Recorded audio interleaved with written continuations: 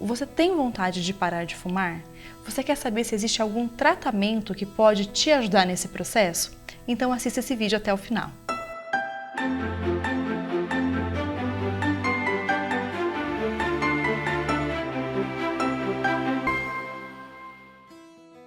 Sejam bem-vindos ao canal Saudavelmente. Aqui nós trazemos conteúdos semanais a respeito de psiquiatria, psicologia e saúde mental de forma leve e descomplicada. Eu sou Fernanda Marques, médica psiquiatra formada pela Universidade Estadual de Maringá. E hoje nós estamos aqui com um novo bate-papo com um especialista. E para isso, a nossa convidada, mais uma vez, é a pneumologista, doutora Maria Natália Marques, que vai falar com a gente hoje um pouquinho a respeito do tratamento para o tabagismo. Seja bem-vinda, Nath. Obrigada, Fer, pelo convite. É uma honra estar aqui com vocês hoje. Para falar sobre tabagismo, nós abrimos uma caixinha de perguntas aqui nas nossas redes sociais e selecionamos as principais dúvidas que nos enviaram. Então vamos lá, vamos começar por essa. Como é possível parar de fumar? Bom, essa é aquela pergunta de R$1 milhão, né? É muito difícil a gente poder responder ser curta, breve. O que a gente pode dizer assim, o pilar de parar de fumar, do tratamento para isso, ele consiste em, primeiro, o paciente precisa querer isso. Não pode ser o esposo ou a esposa querer. Não pode ser uma motivação de terceiros, né? De terceiro, o filho deu a ideia, ou só o médico acabou falando e aí ele falou, eu quero parar. Não, a pessoa tem que desejar, essa é a base de tudo. O segundo pilar seria medidas não farmacológicas. Daí entra a ajuda do especialista e também pode ser o pneumologista, pode ser o psiquiatra ou o psicólogo para tentar encontrar coisas que estejam fazendo com que o paciente esteja fumando, entendeu? Ansiedade, vícios, bebidas, outras coisas, problemas familiares, outras coisas que acabam gerando isso para tentar fazer com que o paciente tente tirar isso para ajudar a parar de fumar. Outro pilar do tratamento seria, então, a avaliação da necessidade de ajuda farmacológica, que entra medicamentos e o uso de adesivo de nicotina, de reposição de nicotina. Então, como a Nath bem explicou, além da motivação, o fato de identificar aquilo que leva o paciente a ter o desejo pelo cigarro é muito importante. Nós percebemos na prática clínica que, por exemplo, muitos pacientes ou são deprimidos e usam o cigarro como uma fonte de prazer. Outros pacientes são muito ansiosos e acabam fumando para poder aliviar um pouco, para poder relaxar um pouco. Outros pacientes estão com problemas, com preocupações e acabam delegando ao cigarro um certo tipo de conforto ou prazer. Então, se a gente não entende quais são esses gatilhos e não busca o tratamento correto, o paciente sempre vai estar usando o cigarro como um ponto de apoio e, na verdade, ele está buscando um tratamento, só que é um tratamento errado para as suas angústias, para os seus sofrimentos e para os seus dilemas do dia a dia. Uma outra coisa que a gente percebe, Fer, é que quanto mais tarde é percebido esses gatilhos do cigarro, mais difícil é parar de fumar. Outra dúvida é mais fácil conseguir parar de fumar abruptamente ou aos poucos? Então tem um estudo sobre isso, eles dividiram em dois grupos. Um grupo que foi optado por parar de fumar abruptamente, que é a questão da motivação, e o outro grupo ele foi parado de fumar gradativamente. E aí depois, além do paciente parar de fumar, eles acompanharam por 2 anos depois para ver a questão da recaída do cigarro. E o interessante é que nesse estudo, que foi um estudo grande, com uma quantidade de pacientes bem relevante, é que os pacientes que tenderam a não voltar de fumar em 2 anos foi o que parou abruptamente. Ou seja, é mais garantido que a pessoa consiga ficar por mais tempo sem fumar quando ela para abrupto do que quando ela para gradual, segundo esse estudo? Segundo esse estudo, sim.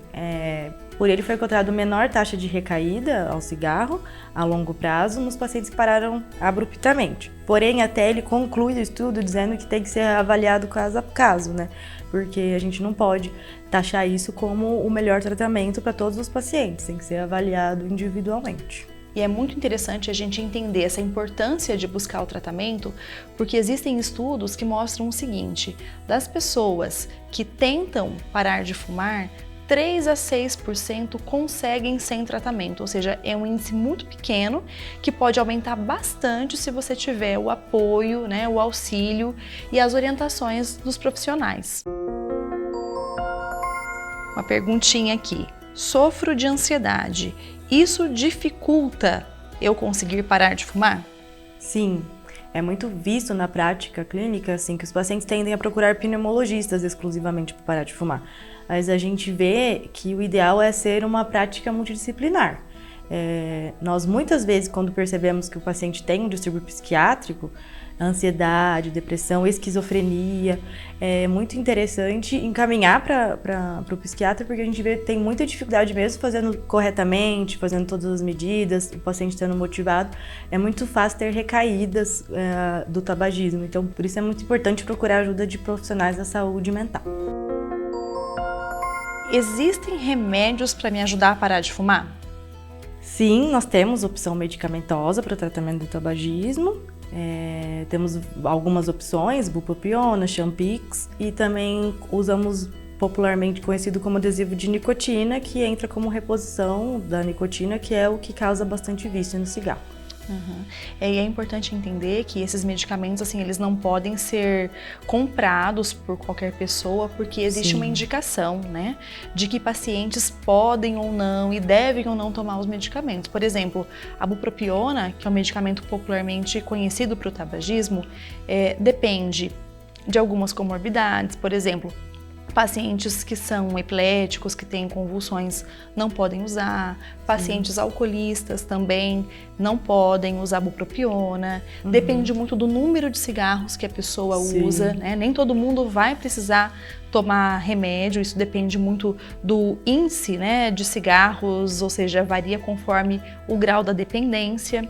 Então é importante sempre você buscar a ajuda de um profissional para acompanhar o teu quadro em especial. Até por questão de efeitos colaterais, né, de medicamentos. Então a gente sempre tem que pensar nisso, por isso é importante dar a avaliação de um especialista.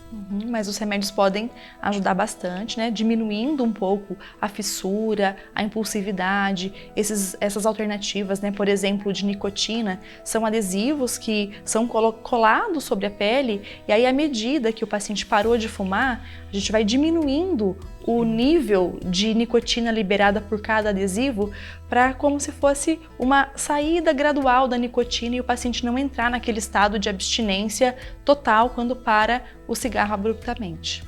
E é tão interessante a gente conversar sobre isso, porque é muito comum a gente atender pacientes que têm essa história de tabagismo de longa data, que fumam desde a infância, ou que muitas pessoas da família fumam, e parece que vai ser algo tão difícil, tão inatingível conseguir parar de fumar.